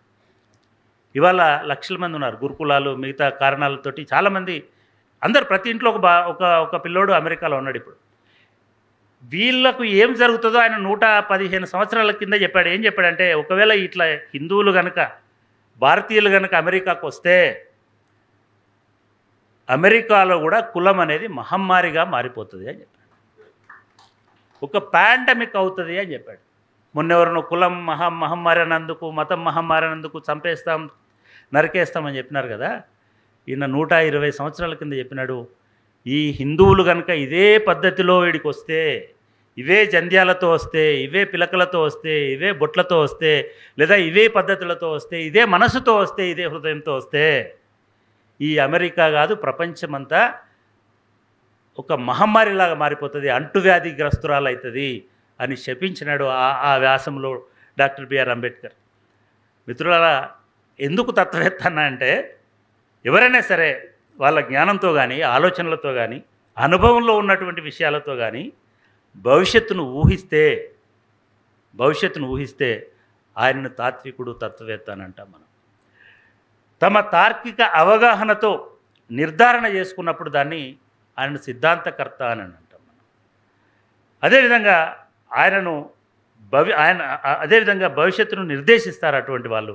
అట్లా అంబేద్కర్ చెప్పిన విషయం ఇప్పుడు ప్రపంచవ్యాప్తంగా నిరూపణ అయింది. ఏషియా ఖండంతో పాటు ఆఫ్రికా, అమెరికా, ఐరోపా, ఆస్ట్రేలియా, ఇట్లా అన్ని ఖండాల్లో భారతీయులు ఈ భూమి మీద ఎక్కడికి అడుగు పెడితే అక్కడ కులం ఒక ప్రధాన సమస్య కూర్చుంటుంది. అంతేకాకుండా ఒక కులం చెదపురుగులాగా అక్కడి ప్రపంచాన్ని కూడా వీడు ఏం చేస్తున్నాడు, కులం తీసుకుపోయి వారింట్లోనే పెట్టుకుంటే పర్వాలేదు, మతం తీసుకొని పోయి, విగ్రహాలు తీసుకొని పోయి వాళ్ళ ఇంట్లోనే పెట్టుకుంటే పర్వాలేదు, కానీ అక్కడి సమాజానికి కూడా ఈ కులం చెదల్ని అంటగడుతున్నాడు. అక్కడ కూడా రోడ్ల మీద విగ్రహాలు పెడుతున్నారు, అక్కడ కూడా గణేష్ ఉత్సవాలు చేస్తున్నారు, అక్కడ కూడా ఇంకొకటి చేస్తున్నారు. అంటే మతాన్ని వ్యాప్తి చేస్తున్నారు, కులాన్ని వ్యాప్తి చేస్తున్నారు, బ్రాహ్మణిజాన్ని వ్యాప్తి చేస్తున్నారు. ఇది అమెరికా ఈ మధ్య గ్రహించినటువంటి చట్టం, గ్రహించడం కాదు, కుల నిర్మూలన చట్టం చేసినటువంటి దేశం కూడా ఇప్పుడు అమెరికాలో ఉన్న ఈ 2023లో 3 స్టేట్స్లో అటువంటి కుల నిర్మూలన చట్టాలు చేయాల్సినటువంటి పరిస్థితి దాకా వీళ్ళు, ఈ కులాహంకారులు, లేదా బయట మాట్లాడితే ఇంకొన్ని మాటలతో మాట్లాడే వాళ్ళం, కానీ మర్యాదగా ఉండదు ఈ వేదిక కాబట్టి అటువంటి వాళ్ళు చేసి ఇవాళ అమెరికా ప్రభుత్వం తలబట్టుకొని బయటికి పంపాలి వీళ్ళని ఎట్లానా అనేటువంటి స్థితికి తీసుకొస్తున్నారు ఈ కులాన్ని మోసుకుపోయినట్టు. అంటే అంబేద్కర్ కుల విముక్తుడై విశ్వమానవుడిగా అవతరించి అమెరికా వదిలేసి 100 ఏళ్ళు అయినా ఇప్పుడు అక్కడి ప్రజలు ఆయన పాదముద్రల కోసం వెతుక్కుంటున్నారు.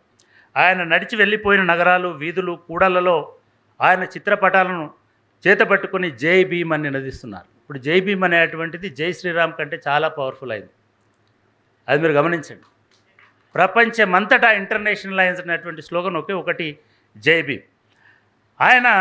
ఆయన మాత్రమే తమను ఈ వివక్ష నుంచి విముక్తి కలిగిస్తాడని విశ్వసిస్తున్నారు ప్రపంచవ్యాప్తంగా ఉన్నటువంటి బాధితులు. ఒక కుల వివక్షే కాదు, ఇప్పుడు అక్కడి ప్రభుత్వాలు కూడా ఆయన ఆలోచనలు, కుల నిర్మూలన మీద ఆయన పరిశోధనలు, రాసిన పుస్తకాలు, చివరికి భారత రాజ్యాంగంలో చేసినటువంటి ప్రతిపాదనలు కూడా ముందట పెట్టుకొని ఇవాళ కొత్త చట్టాలను రూపొందిస్తున్నారు, కుల నిర్మూలన చట్టాలని. ఇది అమెరికాలో 3 స్టేట్లలో ఎట్లా జరిగిందో నేను దీనిలో రాశాను. మనకు టైం అయిపోతున్నది కాబట్టి నేను అవన్నీ చెప్పట్లేదు. ఎందుకు ఇది అవసరమైందని అంటే 1990 తర్వాత అమెరికాకు పోయే వాళ్ళ సంఖ్య పెరిగింది భారతీయులు. నాకు 90లో అమెరికా వెళ్ళే వాళ్ళ సంఖ్య పెరిగింది. ఇప్పుడు నేను ఇందాక చెప్పినట్టుగా ప్రతి ఇంట్లో ఒకడు అమెరికాలో ఉన్నాడు. ప్రతి ఇంట్లో ఒకడు అమెరికాలో ఉన్నాడంటే అమెరికాలో కూడా బ్రాహ్మణుడు ఉన్నాడు, రెడ్డి ఉన్నాడు, కమ్మ ఉన్నాడు, వాళ్ళ సంఘాలు ఉన్నాయి. కొత్తగా పోయినవాడు లాస్ట్కి పోయిన వాళ్ళు ఎవరంటే దళితులు. మొన్నటి నుంచి 2000 సంవత్సరం నుంచి 2010 నుంచి లేదా పాపులర్గా చెప్పాలంటే దక్షిణ భారతదేశంలో ఈ గురుకులాలు మిగతా వచ్చిన తర్వాత లేదా మొదటి తరం దళితులు ఉద్యోగస్తులై వాళ్ళ పిల్లలను పంపించడం మొదలైన తర్వాత నుంచి దళితులు అమెరికాకు పోతున్నారు. అక్కడ అసలు మనం గుర్తించలేని రీతిలో 2020 పాండమిక్ టైంలో ఈ దళితులను వివక్ష ఎట్లా వెంటాడుతుందో అనుభవంలోకి వచ్చింది. ఒక అబ్బాయి నేపాల్ నుంచి అమెరికా పోతాడు. అమెరికా పోయి నేపాల్లో కూడా కుల నిర్మూలన ఉద్యమం చేస్తాడు. కుల వివక్ష వ్యతిరేకంగా అంబేద్కర్ బొమ్మ పెట్టుకొని పోరాడతాడు. అక్కడ కేసులు పెడతారు, జైల్లో పెడతారు. దాని నుంచి తప్పించుకొని ఆ ప్రగాడు అమెరికా పోతాడు. అమెరికా వెళ్ళి కాలిఫోర్నియా స్టేట్ యూనివర్సిటీ చాలా పెద్ద యూనివర్సిటీ, లక్షల మంది స్టూడెంట్స్ చదువుతారు, 40,000 మంది అధ్యాపకులు ఉంటారు. అటువంటి యూనివర్సిటీలో బుద్ధిగా సోషల్ వర్క్ చదువుకుంటాడు. పక్కోడు వచ్చి వీడి పేరేమిటి, పెరియార్ అంటే ఏం కులము, లేకపోతే ఆయన అదంతా సూడో నేమ్ అది. మన కులాల పేర్లు ఈజీగా తెలిసే, ముఖ్యంగా ఉత్తర భారతదేశం నేపాల్ లాంటి చోట్ల చివర రామ్ ఉంటేనో లేకపోతే ఇంకోటి ఉంటేనో ఎట్లనో లేకపోతే ఇంటి పేర్లను బట్టి. ఇక్కడ కూడా మన దగ్గర చాలా టెక్నాలజీస్ వచ్చినాయి కాస్ట్ నేమ్ని ఎట్లా కనిపెట్టాలని. సో ఇవన్నీ లేదా మా కాలంలో అయితే మన భుజం మీద చేసి ఓహో ఈయన ఏం కులస్తుడు అనేటువంటిది చెప్పేటువంటి ఇది, లేదా మీ నాయన పేరు ఏం పేరు, మీ ఇంట్లో ఏ దేవుడు, ఇట్లా. ఈ పిల్లగాడికి అమెరికా పోతే నాకు స్వేచ్ఛ వస్తుంది, అంబేద్కర్కి వచ్చింది కాబట్టి నాకు కూడా వస్తుంది అనుకున్నాను. కానీ అంబేద్కర్ పోయినప్పుడు కులం లేదు అక్కడ. అంబేద్కర్ పోయి వచ్చిన తర్వాత 100 సంవత్సరాలకి ఈయనపోయేసరికి అక్కడ అంబేద్కర్ లేడు, కులం ఉన్నది. అంటే జ్ఞానం లేదు, కులం ఉన్నది.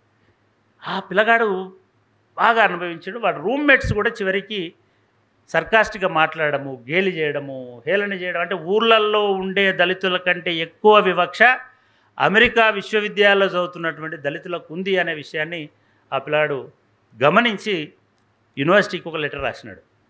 ఇగో ఇంత అబ్యూజ్ చేస్తున్నారు మమ్మల్ని, ఇంత హేళన చేస్తున్నారు, చాలా డిస్క్రీట్గా మనకు అర్థం కాకుండా నవ్వుకోవడం ఇదంతా నేను భరించలేకపోతున్నా అని రాసినాడు. వాళ్ళు చాలా సీరియస్గా తీసుకున్నారు. అమెరికాలో ఇది మనుషుల్ని అట్లా చేయడం అనేది చాలా చాలా సీరియస్ నేరం. అన్నీ చేసిన తర్వాత వాడిని పట్టుకొని వీళ్ళను అరెస్ట్ చేద్దామనేసరికి మన ఆర్ఎస్ఎస్ కార్యకర్తలు పోయినారు. లేదా అమెరికాలో 20 హిందూ ఆర్గనైజేషన్స్ ఉన్నాయి. వాళ్ళు పోయి మీరు ఒక మత స్వేచ్ఛ లేకుండా చేస్తున్నారు, మా మతంలో ఈ అంతరాలు ఉండడం అనేటువంటిది అవసరమని చెప్పి మా వేదాలు చెప్పినాయి, మీరు ఎట్లా అరెస్ట్ చేస్తారు? ఆ పిల్లగాడిని అరెస్ట్ చేయడానికి మీ అమెరికన్ రాజ్యాంగంలో ఏ క్లాస్ ప్రకారం మీరు అరెస్ట్ చేస్తున్నారో చెప్పండి అన్నారు. అది శ్రీధర్ గారు లాంటి రాజ్యాంగ నిపుణుడికి పంపించినారు. ఆ కాగితంని పంపిస్తే ఆయన రాజ్యాంగం, అమెరికన్ రాజ్యాంగం మనంత పెద్దది కాదు. సో తిప్పి చూసి ఇట్లాంటి క్లాజ్ లేదు, ఓన్లీ కలరు, రేసు, ఎథ్నిసిటీ ఇట్లాంటివి ఉన్నాయి తప్ప ఈ కాస్ట్ అనే పదార్థం మాకు తెలియదు అని చెప్పినారు. అని నువ్వు అట్లా భ్రమపడ్డావు, నిన్నెవరూ గేలి చేయలేదు, ఎవరో అవమానపరచలేదురా బాబు, వెళ్ళిపో అని చెప్పినారు. ఈ పిల్లగాడు ఏం చేసినాడు, ఇంటర్నెట్ వచ్చింది కదా ఇప్పుడు, అన్ని యూనివర్సిటీలను కనెక్ట్ చేసినాడు. అరే ఎవరెవరు కాస్ట్ డిస్క్రిమినేషన్ మీకు ఉందో చెప్పండి అని. 100 మంది 1000 మంది దానిలో జాయిన్ అయిపోయి నాకుంది అని చెప్పేసి ఆ యూనివర్సిటీలో ఉన్నటువంటి దళిత పిల్లలందరూ కూడా చివరికి ఆ యూనివర్సిటీ తలబట్టుకుంది. ఇది ప్రపంచవ్యాప్తంగా అర్థమైంది. అప్పుడు యూనివర్సిటీ ఇప్పుడు స్పెషల్ క్లాస్ చేసి ఆ డిస్క్రిమినేషన్ క్లాజ్లో కాస్ట్ను కూడా దానిలో చేర్చింది. సరే, రెండవ కేసు సిస్కోస్ అనేటువంటి చాలా పెద్ద కంపెనీ అమెరికాలో, గ్రేట్ టెక్నాలజీకి బ్యాక్ బోన్ అమెరికాకి అని అంటారు సిస్కోస్లో. అందులో ఇద్దరు మన ఊరు మేధావులే, మన వాళ్ళే. వాడి కంపెనీలో మనం చాలాసార్లు వాట్సాప్లో వస్తాయి, భారతీయుల గొప్పతనం తెలుసా, వీడు CEO అయినాడు, వాడు ఇంకోటి అయినాడు, వీడు చైర్మన్ అయినాడు, ఇన్ఫోసిస్ మన దగ్గరే ఉంది, మైక్రోసాఫ్ట్. వీళ్ళందరూ ఎవరు అని చూస్తే వీళ్ళందరూ ఒకే తరానికి, ఒకే జాతికి, ఒకే కులానికి చెందినటువంటి వాళ్ళు, అంతా అగ్రవర్ణాల వాళ్ళు. సరే, వీళ్ళు పోయి నిజమే మనలందరినీ చేస్తున్నారు అంటే ఆ సిస్కో అనేటువంటిది ఇలా ప్రపంచవ్యాప్తంగా ఎక్కువ మంది ఎంప్లాయీస్ ఉన్నటువంటి సంస్థ. దాంట్లో ఈ తక్కువ కులం వాళ్ళకి ప్రమోషన్లు ఇవ్వకపోవడము, హేళన చేయడము, వాళ్ళ కాన్ఫిడెన్షియల్ రిపోర్ట్స్ రాంగ్గా పంపడము, వాళ్ళ కులమోడో శర్మనో శాస్త్రియో నాయుడో చౌదరో లేకపోతే రెడ్డో రావో వాళ్ళందరినీ ఇది చేయడం చేస్తే ఒక ఎంప్లాయీ దాని మీద కూడా కంప్లైంట్ చేసి ఇది చేసిన. అది సీరియస్గా తీసుకున్నారు California state government notice issue చేసింది సిస్కోస్కి. వాళ్ళు భయపడిపోయినారు, ఎందుకంటే కంపెనీ మూసేయచ్చు, అంత ఏ వివక్ష అయినా అమెరికాలో చెల్లదు, మీరు గుర్తుపెట్టుకోండి. అయిపోయేసరికి ఒక 20 మంది అటార్నీలు దిగినారు ఆ కోర్టు దగ్గరికి. దిగి ఒక ఆయన ఆర్ఎస్ఎస్ అన్నాడు, ఇంకోటి బీజేపీ అన్నాడు, ఇంకొక ఆయన ఒక ఇండియన్ గవర్నమెంట్ అన్నారు. చివరికి ఇండియన్ ప్రైమ్ మినిస్టర్ కూడా భారతీయులను అవమానించొద్దు అని స్టేట్మెంట్ ఇచ్చేసినాడు. అరే బాబు, వాడు భారతీయుడే ఇంకొక భారతీయుని అవమానిస్తున్నాడు. అమెరికాలో అవమానం సహించరు. వాళ్ళు ఏం చెప్పారంటే, రామ్ మాధవ్ గారు కూడా ఒక ఆర్టికల్ రాసినారు, ఇది హిందూ ఫోబియా అమెరికాను పట్టుకుంది. పాంచజన్యాలో ఆయన వ్యాసం రాసి హిందువులంటే ఈసడించుకుంటున్నారు, ద్వేషిస్తున్నారు. దళితులు హిందువులు కాదా? దళితులు భారతీయులు కాదా? నువ్వు వేరే దేశం బతకడానికి పోయి కూడా దళితుల్ని ఈసడించుకోవచ్చు, హీనం చేయొచ్చు. What is this? ఇది చేస్తే బిలీవ్ మీ కొన్ని కోట్ల రూపాయలు ఖర్చు పెట్టి, మిలియన్స్ ఆఫ్ డాలర్స్ ఖర్చు పెట్టి ఆ కేసును కొట్టేయించినారు. ఎందుకు అని అంటే, మీ రాజ్యాంగంలో కుల వివక్ష అనేటువంటిది నిషేధించబడలేదు. అదే టైంలో ఇట్లాంటి అమ్మాయిలు ఒక 50 మంది కలిసి ఈక్విటీ ల్యాబ్స్ అనేటువంటిది పెట్టి అందరు అమ్మాయిలు దళితులు లేదా ప్రోగ్రెసివ్గా ఉండేటువంటి దళితేతర అమ్మాయిలు వీళ్ళందరూ చేసి అమెరికాలో 10 సిటీస్లో వివక్ష ఉన్నవాళ్ళు ఫలానా చోటికి రండి అని చెప్తే ఆ కూడళ్ళన్నీ కిక్కిరిసిపోయినాయి, అంతమంది వచ్చినారు. దీన్ని చూసి ఒక సర్వే చేసినారు, అసలు ఎంత నిజంగానే ఉందా, సీక్రెట్ సర్వే చేసినారు. ప్రతి 4 2 ఎంప్లాయీస్ కుల వివక్షను అనుభవిస్తున్నారు, అమెరికాలో పనిచేస్తున్నారు. ఇండియాలో వాడి వివక్షను కూడా పట్టించుకునే స్థితికి వెళ్ళిపోయినాం మనం. నేను యూనివర్సిటీలో ఒక సీనియర్ ప్రొఫెసర్ అయితే ఆయనకి ఎవడు మాట్లాడుకుంటే నాకు ఐ డోంట్ కేర్ అని అనుకుంటాం. కానీ అమెరికాలో అట్లా కాదు కదా, ఆ సమాజం మీద కూడా దాని ప్రభావం ఉంటుంది కదా.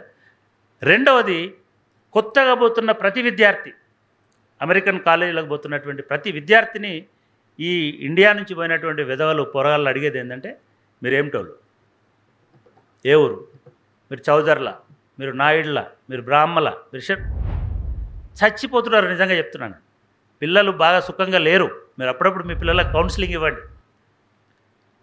ఈవెన్ బిలీవ్ మీ, సరే చెప్పడం ఇదే కాదో తెలియదు కానీ నా పేరు గంట, నా ఇంటి పేరు.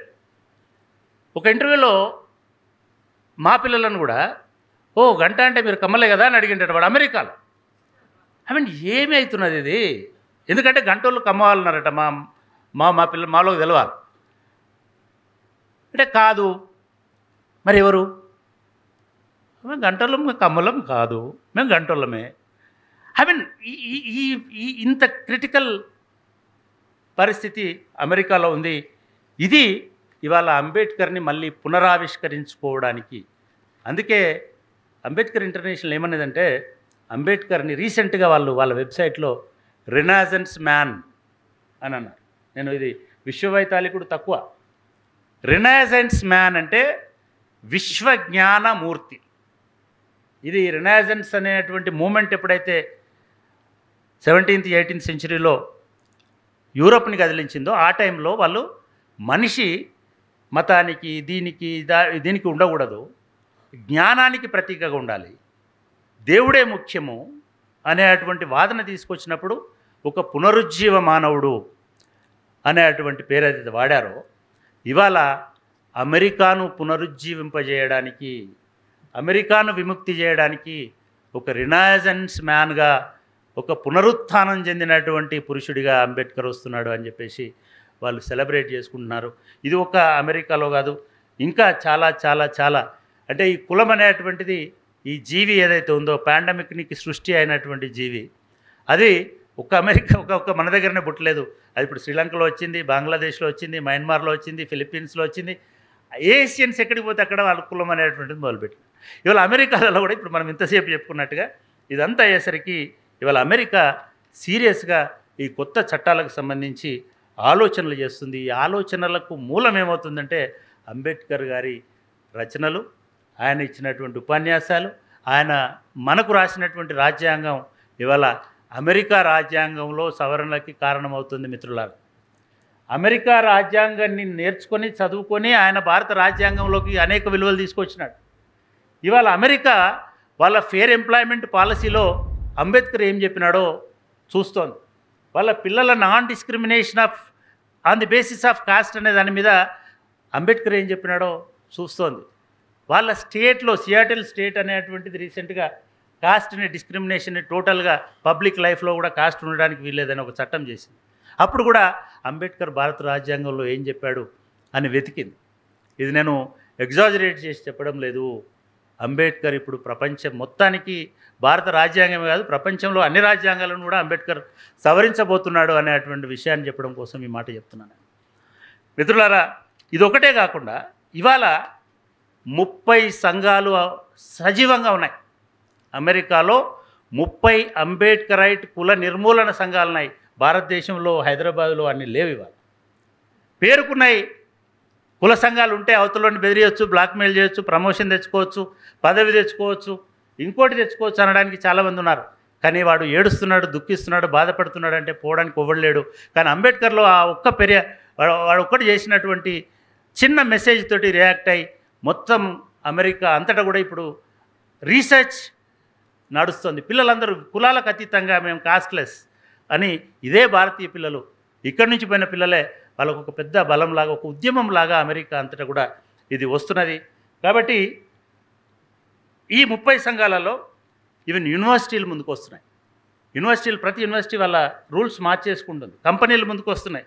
గూగుల్ అయి ఉండొచ్చు, లేకపోతే మైక్రోసాఫ్ట్ అయి ఉండొచ్చు, ఆపిల్ అయి ఉండొచ్చు, ట్విట్టర్ అయి ఉండొచ్చు. ఇలా మారుతీలు ఉన్నటువంటి ప్రతి కంపెనీలో ఇప్పుడు రాస్తున్నారు.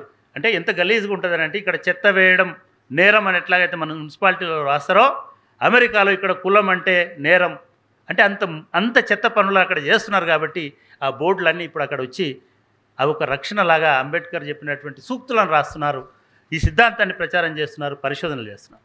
అంబేద్కర్ ఇంటర్నేషనల్ ఒక 4 లక్ష్యాలతోటి ఇందాక సార్ చెప్పినట్టుగా, ఒకటి విద్యా సంస్థల్లో కుల వివక్ష లేకుండా చూడడానికి ప్రతి యూనివర్సిటీలో విద్యాలయంలో ఇప్పుడు అసోసియేషన్లు పెడుతున్నారు, కాల్ సెంటర్లు పెడుతున్నారు, సీక్రెట్ కెమెరాలు పెడుతున్నారు.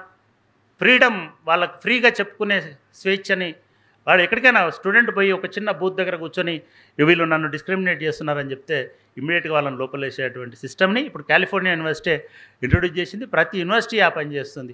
ఎప్పుడైతే బ్లాక్స్ని ఎట్లాగైతే అట్లా చెప్పగానే వచ్చి తీసుకుపోయి లోపలేస్తారో అటువంటి పరిస్థితికి అక్కడ వాళ్ళు నియమ నిబంధనలు కఠినతరం చేస్తారు. అట్లాగే ఎంప్లాయీస్ సంబంధించిన దానిలో కూడా ప్రతి ఆఫీస్లో ఇవాళ బోర్డులు పెట్టేసి వాడు జస్ట్ ఒక చిన్న సీక్రెట్గా రాసి అక్కడ పడేసి రావచ్చు, so and so is harassing me అని ఇమ్మీడియట్గా వాడి మీద FBI అంటారా ఏదంటారు వాళ్ళు వచ్చేసి ఇమ్మీడియట్గా వాడిని విచారించేటువంటి వ్యవస్థని అక్కడ తయారు చేసినారు. అట్లాగే సెనేటర్లు, ప్రభుత్వ నేతలు వాళ్ళే డైరెక్ట్గా పార్లమెంట్లో, అసెంబ్లీలో బిల్లులు ప్రవేశపెడుతున్నారు. కాస్ట్ డిస్క్రిమినేషన్ ఉండకూడదని ఇవన్నీ చేస్తుంటే ఒక 10-15 సంఘాలు అమెరికాలో దాన్ని అడ్డుకోవడానికి కూడా ఇప్పుడు సెనేటర్లను ప్రభావితం చేస్తున్నాయి. అక్కడ కూడా జాట్ సెనేటర్లు ఉన్నారు, అక్కడ కూడా కమ్మ సెనేటర్లు ఉన్నారు, అక్కడ కూడా బ్రాహ్మణ సెనేటర్లు ఉన్నారు. అంటే వాళ్ళు కూడా అదే దూరంలో అక్కడ ఒక పెద్ద ఉద్యమం అనేటువంటిది అమెరికాలో నడుస్తున్నది. ఇవాళ అక్కడ అంబేద్కర్ అమెరికాలో ఇప్పటి వరకు అనేక మంది పుట్టి వాళ్ళు బతికున్న కాలంలోనే మహనీయులైనారు. జార్జ్ వాషింగ్టన్ కావచ్చు, లేకపోతే మార్టిన్ లూథర్ కింగ్ కావచ్చు, అబ్రహం లింకన్ కావచ్చు, డూబోయిస్ కావచ్చు, మాల్కమ్ ఎక్స్ కావచ్చు, వీళ్ళందరూ బతికున్నప్పుడు చేసి మాత్రమే గొప్పవాళ్ళైనారు. కానీ అంబేద్కర్ చనిపోయిన తర్వాత లేదా అమెరికా వదిలేసిన తర్వాత 100 సంవత్సరాలకు ఒక విప్లవం తీసుకురావడం అంటే అది ఒక మార్క్స్ చేయలేదు, మావో చేయలేదు, ఇంకెవరు కూడా వాళ్ళు బతికున్న కాలంలో విప్లవ యోధులైనారు. కానీ అంబేద్కర్ మాత్రం ఇప్పుడు ప్రపంచవ్యాప్తంగా విప్లవం అవుతున్నాడు. మేము చిన్నప్పుడు లేదా మా స్కూళ్ళల్లో చాలా ప్రభావితం మీ అందరికీ తెలిసినటువంటి ఒక పద్యం కాదు, శ్రీశ్రీ కవిత మహాప్రస్థానం అనేటువంటి దానిలో జగన్నాథ రథచక్రాల గురించి శ్రీశ్రీ రాష్ట్ర. అప్పుడు జగన్నాథుడు ఎవడో తెలియదు, మాకు రథచక్రాలు ఎవరో తెలియదు. కానీ అది సంగ కూడా అర్థం కాదు, ఇప్పుడు కూడా అర్థం కాదనుకోండి. కానీ పతితులార భ్రష్టులార బాధసర్పదష్టులార బతుకు కాలి పనికిమాలి శనిదేవత రథచక్రపు ఇరుసులోన పడి నగిలిన దీనులార హీనులార కూడు లేని గూడు లేని పక్షులార భిక్షులార సకుల వలన, కొలీగ్స్ వల్ల, పరిచ్యుతులు, సకుల వల్ల పరిచితించబడిన వాళ్ళు, తిరస్కరించబడిన వాళ్ళు, జనుల వలన తిరస్కృతులు, ప్రజల వలన తిరస్కృతులైనటువంటి వాళ్ళు, మీతోటి జనంతో తిరస్కృతులైన వాళ్ళు, సంఘానికి బహిష్కృతులు, సమాజంలో బహిష్కరణకు గురైనటువంటి వాళ్ళు, జితాసువులు, నాకు తెలుగు పెద్దగా తెలియదు, దీని అర్థం నాకు తెలియదు, జితాసువులు, చ్యుతాశయులు, హృతాశ్రయులు, హతాశులై ఏడవకండి ఏడవకండి ఏడవకండి, పతితులార భ్రష్టులార దగాపడిన తమ్ములార, మీకోసం కలంబట్టి ఆకాశపు దారులంట, హడావుడిగా వెళ్ళిపోయే, అరుచుకుంటూ వెళ్ళిపోయే జగన్నాథ రథ చక్రాలు, భూమార్గం పట్టిస్తా, భూకంపం పుట్టిస్తా. స్వాతంత్రం, సమభావం, సౌభ్రాతృత్వం, సౌహార్ద్రం, పునాదుల్య ఇల్లు లేచి జనావళికి శుభం పూచి, శాంతి శాంతి శాంతి శాంతి. సరే, ఈ స్వప్నం నిజమవుతుంది. ఇది చదివినప్పుడు నిజంగా కూడా బహుశా అందరూ చదివి ఉంటారు. ఇక్కడ అందరూ ఏమనుకున్నారంటే ఇక విప్లవం వస్తుంది, విముక్తి అయిపోతుంది, జనాత చక్రాలు అని అనుకున్నారు. కానీ విప్లవం రాలే, జీవితాలు చాలా పోయినాయి, దానిలో చాలా సంవత్సరాలు ఇదైపోయినాయి. కానీ మనం అర్థం చేసుకోలే, అంటే ఆయన కూడా తెలియదు అంబేద్కర్ రూపంలో ఇది జరుగుతుంది.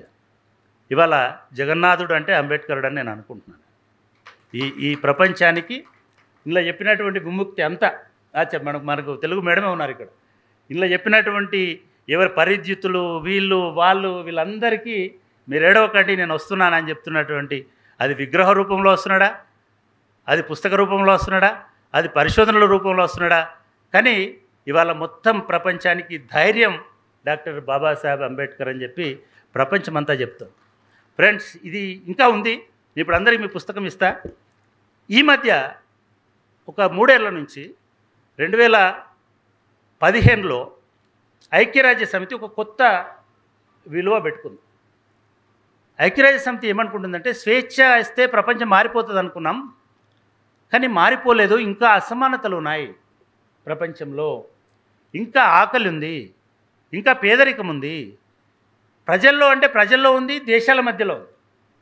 దీన్ని ఎట్లా పొడగొట్టాలి అని వాళ్ళు ఒక 17 నిబంధనల్ని, గోల్స్ని పెట్టుకున్నారు, లక్ష్యాలను పెట్టుకున్నారు. లక్ష్యాలను పెట్టుకొని 15 సంవత్సరాల్లో ఈ 17 గోల్స్ని ఇది చేయాలి. 2015 నుంచి 2030 దాకా చేయాలని అనుకొని చాలామంది మేధావులని, వాళ్ళని ఆర్థికవేత్తలని, ప్రొఫెసర్లను పిలిచేసి, చలో మీరు ఫెలోషిప్లు తీసుకోండి, మీరు మాకు కనిపెట్టి ఇవ్వండి, ఆకలి ఎట్లా పోవాలి, దరిద్రం ఎట్లా పోవాలి, అసమానతలు ఎట్లా పోవాలి, పేదరికం ఎట్లా పోవాలి అని అడిగాయి. ఒక 5 ఏళ్ళు వాళ్ళు కొన్ని కోట్ల రూపాయలు ఖర్చు పెట్టి కొన్ని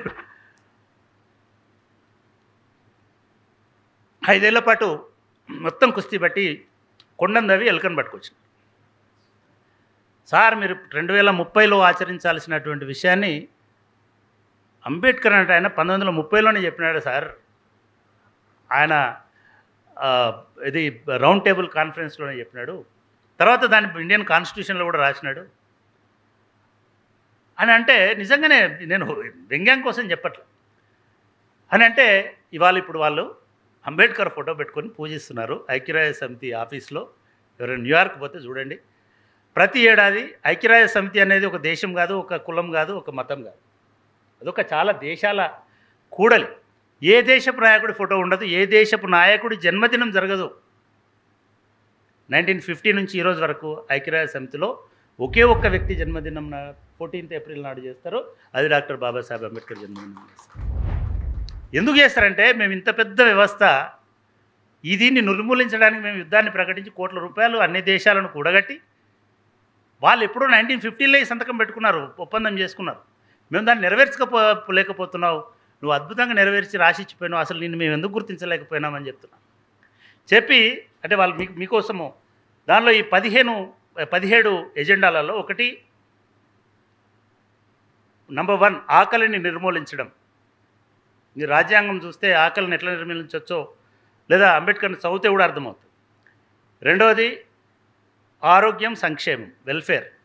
మూడోది మంచి విద్య ఎట్లా ఉండాలనేటువంటిది మీరు గూగుల్ చేస్తే కూడా అంబేద్కర్ ఎట్లా ఉండాలా విద్య అనుకున్నాడు, కంపల్సరీ ఎందుకు విద్య ఉండాలనుకున్నాడు, 17 ఏళ్ళ దాకా పిల్లలను చదివించాలని ఎందుకు అనుకున్నాడు, ఇవన్నీ మీకు తెలుస్తాయి. స్త్రీ పురుష సమానత్వం, జెండర్ ఈక్విటీ, వీళ్ళు పెట్టుకున్న గోల్. అంబేద్కర్ మొదటి సూత్రమే మీకు అంబేద్కర్ కొటేషన్స్ అని కొడితే కూడా ఏ దేశంలోనైతే మహిళలకు గౌరవం ఉండదో ఆ దేశం అసలు దాని దేశంగా కూడా గుర్తించాల్సిన అవసరం లేదు అని చెప్పినాడు. చెప్పి దానికి సంబంధించిన బోలెడంతా women code bill, Hindu code bill అంతా కూడా ఉమెన్ ఫ్రీడమ్ ఎట్లా ఉండాలని దానికి చెప్పినటువంటి ఇదే. అట్లాగే వాటరు, పారిశుద్ధ్యము, పని, ఆర్థికాభివృద్ధి, పరిశ్రమలు, మౌలిక సదుపాయాల కల్పన, అదేవిధంగా అసమానతలు తగ్గించడము, సస్టైనబుల్ సొసైటీస్ నిర్మించడం, సముదాయాలు నిర్మించడము, ఉత్పత్తి, వినియోగము, శాంతి, సామరస్యము, ఇవన్నీ కూడా అంబేద్కర్ బోధించినటువంటి విలువల్లో వీటన్నిటికీ సమాధానం దొరుకుతుందని నేను చెప్పడం లేదు. అచిమ్ స్టేనర్ అని ఇప్పుడు యుఎన్డిపి హెడ్ ఎవరైతున్నారో ఆయన మొన్ననే 2023 ఉపన్యాసంలో అంబేద్కర్ అనేవాడు ప్రపంచాన్ని 100-150 సంవత్సరాల ముందు ఊహించి ఆలోచించి ఎట్లా ఉండాలో చెప్పినాడు. అంటే మా సంస్థల కంటే, మా దేశాల కంటే, మా సంస్థల కంటే, మా తెలివి కంటే అంబేద్కర్ అనేవాడు మహోన్నతుడు అనేటువంటి మాటని ఆయన చెప్పి, ఆయననే మాకు భాగ్య విధాత, ఆయననే మాకు మార్గదర్శి అనే మాటను చెప్పాడు. మీరు యుఎన్ అంబేద్కర్ అని కొట్టినా, యుఎన్డిపి అంబేద్కర్ కొట్టినా, ఎస్ఎన్డిపి అంబేద్కర్ని కొట్టినా, సస్టైనబుల్ డెవలప్మెంట్స్, ఈ మొత్తం మీకు అర్థమవుతుంది. అంటే ఇట్లా మనం ఇంతసేపు దళితులు, పేదలు, భ్రష్టులు, పతితులు ఇవన్నీ మాట్లాడుతున్నాం. ఇవాళ ప్రపంచం అంతటా కూడా అంబేద్కర్ అట్లా తయారైనాడు. అంతేకాకుండా చాలామందికి గ్రాన్విల్ ఆస్టిన్ అని తెలుగులో కూడా ఉంది, భారత రాజ్యాంగం మీద 1950s అనుకుంటా 60s అద్భుతమైన వ్యాఖ్యానం రాసినాడు. అది బహుశా నాకు అనుకోవడం, నాకు రాజ్యాంగం అర్థమైంది ఆస్టిన్ రాజ్యాంగం చదివితేనే, విశ్లేషణతోటి ఉండేటువంటి. ఆయన దానిలో ఒక చోట అంబేద్కర్ తన ఆదర్శాలను ముందు చూపుతో భారత రాజ్యాంగంలో జాగ్రత్తగా పొందుపరిచాడు. రాజ్యాంగాన్ని పేదరికం, ఆకలి, అసమానతలను అంతం చేయడానికి ఒక ఆయుధంగా వాడుకున్నాడు అని చెప్పి ఆయన ఏమంటాడంటే, ఈ రాజ్యాంగ నిపుణుడు, Indian constitution is first and foremost A social document. అది కేవలం పరిపాలన ఎట్లుండాలో చెప్పేటువంటి ఒక నియమ నిబంధనల పుస్తకం కాదు. అది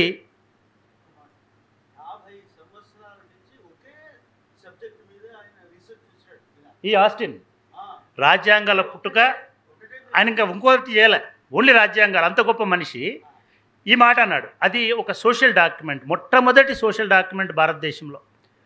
మనుధర్మశాస్త్రము, సకల ధర్మశాస్త్రాలు అన్నిటినీ తుత్తునియలు చేసి మనిషిని, ఆదర్శాన్ని, ధర్మాన్ని, న్యాయాన్ని, సామాజిక న్యాయాన్ని ప్రాతిపదికగా చేసుకొని స్వేచ్ఛ, సమానత్వం, సౌభ్రాతృత్వం అనేటువంటి ప్రిన్సిపల్స్ని పెట్టుకొని ఈ మహాగ్రంథం, ఈ సోషల్ డాక్యుమెంట్ అనేటువంటిది వచ్చింది అని. ఇంకో మాట ఏం చెప్తాడంటే, ఈ భారత రాజ్యాంగంలో అంబేద్కర్ పొందుపరిచిన అధికరణలన్నీ దేశంలో సామాజిక విప్లవ లక్ష్యాన్ని ముందుకు తీసుకుపోవడానికో లేదా విప్లవ సాధనకు అనువైన పరిస్థితులను సృష్టించి ఆ విప్లవాన్ని ప్రోత్సహించడానికో ఉద్దేశించినట్టుగా ఉన్నాయి అని చెప్తాడు. మనం రాజ్యాంగాన్ని చదివి ఉంటే, అర్థం చేసుకొని ఉంటే, దాన్ని భగవద్గీతతో సమానమైన ప్రమాణపత్రంగా మార్చకపోయి ఉంటే, నిజంగానే దాన్ని కనుక చదువుకుని ఉంటే ఈ దేశంలో సామాజిక విప్లవము వచ్చేది. ఈ సామాజిక విప్లవము రాకుండా ఉండడానికి, రాకుండా నిరోధించడానికి మన పాలకులు చాలా రకాల ప్రయత్నాలు చేసినారు. ఇక్కడ సామాజిక విప్లవం రాలేదు, వస్తుందనే ఆశ నాకు లేదు. కానీ ఇవాళ అమెరికాలో ఆ సామాజిక విప్లవం వస్తున్నది, ఇవాళ ఆఫ్రికాలో సామాజిక విప్లవం వస్తున్నది. ఇవాళ అదృష్టవశాత్తు, నేను అదృష్టాన్ని నమ్మను కానీ అదృష్టవశాత్తు హిందువులు ఎక్కడెక్కడైతే విదేశాల్లో ఉన్నారో అక్కడక్కడ వీళ్ళు పిడుగులై మొలకెత్తుతున్నారు అంబేద్కర్ వాదులు. అక్కడ ఒక కొత్త సామాజిక విప్లవము వస్తున్నది. దీనిలో నేను ఇంకొంత వివరాలు కూడా నేను స్కిప్ చేశాను. నిజంగా కూడా మీ అందరి ముందట, ముఖ్యంగా రాజ్యాంగ నిపుణుడు ఇక్కడ శ్రీధర్ గారు వారి ముందట, లేదా మేడం అయితే అంబేద్కర్ గారిని, వారి జీవితాన్ని అవపోసన పట్టినటువంటి ఒక గొప్ప విద్యావేత్త, అదేవిధంగా 30 సంవత్సరాల నుంచి దీన్ని నడిపిస్తున్నటువంటి మీరందరూ నాకు ఈ అవకాశం ఇచ్చి, ఇది ఒక గొప్ప గౌరవంగా నేను భావిస్తూ ఉన్నాను. ఎందుకంటే ఇంత ఇట్లాంటి ఆర్గనైజేషన్స్లో తప్ప ఇంత స్వేచ్ఛగా, ఇంత ఓపెన్గా, ఇంత స్వతంత్రంగా మాట్లాడలేం. ఇది నాకు ఒక గొప్ప అవకాశం అని భావిస్తూ ఈ అవకాశం నాకు ఇచ్చినందుకు మిత్రులు జ్ఞానేశ్వర్కు, మా లింగయ్య గారికి, డాక్టర్ లింగయ్య గారికి, అదేవిధంగా ఈ ట్రస్ట్కి నేను హృదయపూర్వకమైనటువంటి కృతజ్ఞతలు తెలియజేస్తూ నేను ముగిస్తున్నాను. Thank you.